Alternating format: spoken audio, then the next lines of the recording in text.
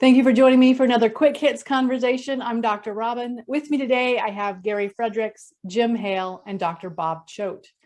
The question I would like to ask, how do you reach outside your direct circle of influence for knowledge and or connections? Gary, can you kick us off? Sure. I have a network that I've been cultivating for years, and it goes outside of my sphere of influence. I have a small network of people that I've known forever that I consult with, but I also have bankers and lawyers and Indian chiefs all over the United States that I can contact if I need to get outside that sphere and get some more truthful dialogue. Sometimes people want to tell you what you want to hear. So yeah, I work hard at cultivating a very large network of people, and that's kind of how I do it. For me, every time I meet somebody, I ask a lot of questions about their backgrounds, or they share their backgrounds, and if I'm lucky, I get their business cards, and for right now, my memory is fairly well. So when a question comes up that I have to go outside my normal network, then I usually can figure out who to go to. But also there are people that I've seen, may not have met, that may have the answer, and I'm not afraid to cold call them. Okay, I like that. And do it that way. And it's just a matter of being respectful of their time and giving them why I need information, and being brave enough to make that call or press that computer button or whatever. What I've done is that I would do a research on a particular person where I want to gain knowledge.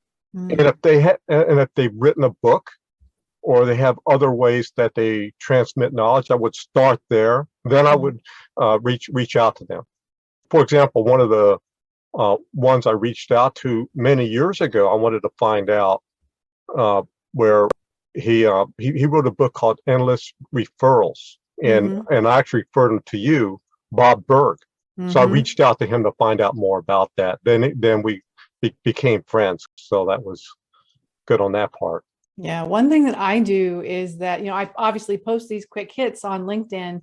And if someone who's not in my LinkedIn circle either likes or comments, I will reach out to them and say, hey, I noticed you liked or commented on my quick hits. Would you like to be connected?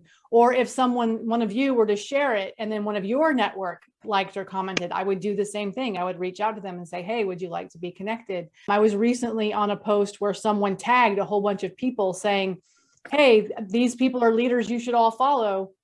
And rather than just waiting for people to come follow me, I went through and clicked on every single other person in the post that he tagged and said, well, hey, we were connected as leaders, we should connect with each other. And some people ignore me. I mean, I think that's normal, but it's a way for me to grow my network. And then if someone connects, I always thank them for connecting.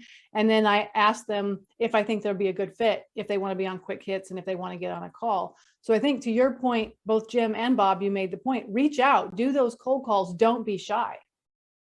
Well, I found out early in life, when I was doing my MBA, I had to do a thesis as part of the program, and it was creating a daycare center for Scott Paper Company. And I was working at the time full-time, and I was traveling. And I realized that as I traveled to visit many of my suppliers around the country, their corporate entities had daycare centers. So I would do my business. And then after it was over, I would say, by the way, I happen to find out that you have a daycare center. Do you know of anybody that I can talk to there? Because I'm doing an MBA thesis. And in most cases, they were delighted to not only introduce me, but take me over there. Wow. And I got a tour and got the real deal information. I also, in the process of doing research with the Bureau of Labor, the women's division, there was a paper written by a PhD candidate out of Wisconsin about daycare centers across America. So I called her up and explained what I was doing, and she gave me tons of information. So that legitimatized part of my paper. And I think you make a good point. I think that a lot of people, I get it a lot where people either email me or call me and they'll say, oh, I'm really sorry. I'm sure you're super busy. My life is not that crazy that I can't take 10 or 15 minutes to, help a student if they have something going on, or talk to someone, or share my knowledge. And I find that to be true when I reach out to other people too. Very rarely is someone snarky or mean back to me. They'll either ignore me or they'll help me. Yeah, I fully agree with that. One of the things I learned years ago, and the same thing when people would approach me, and I would be glad to, help them out, give them the right knowledge. And I did the same thing, kind of like what Jim talked about, just and you, Dr. Robyn, as well. Just reach out to even CEOs.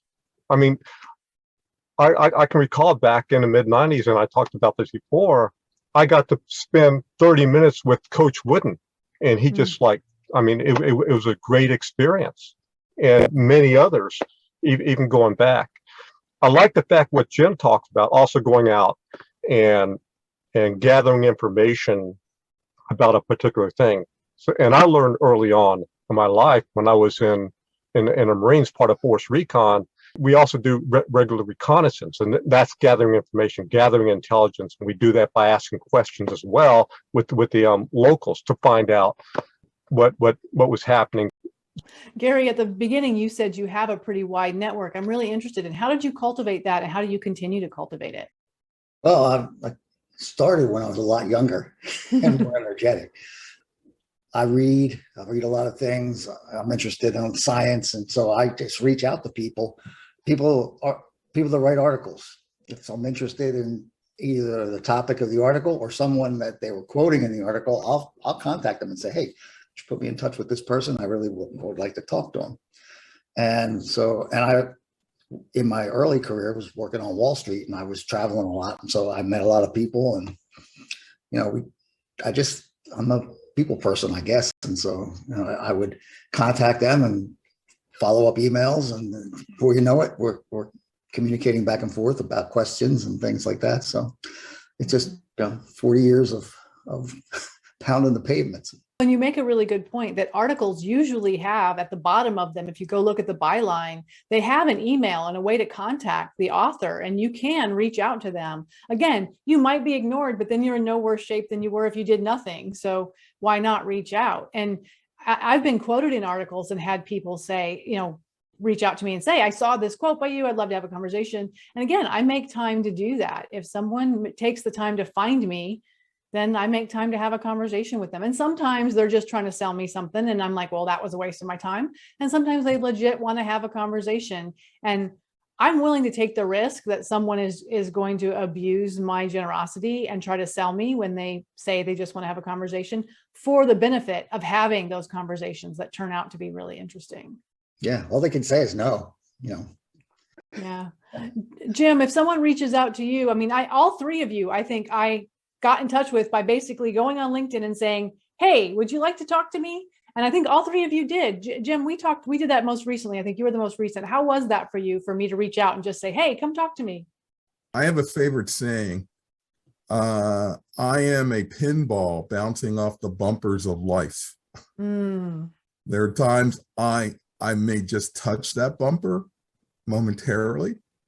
And there's times I stick to that bumper for 5 minutes or 2-hour conversations, but eventually I pick up knowledge, and maybe not today, or maybe 3 years from now, I remember I had this conversation with this person who was building something.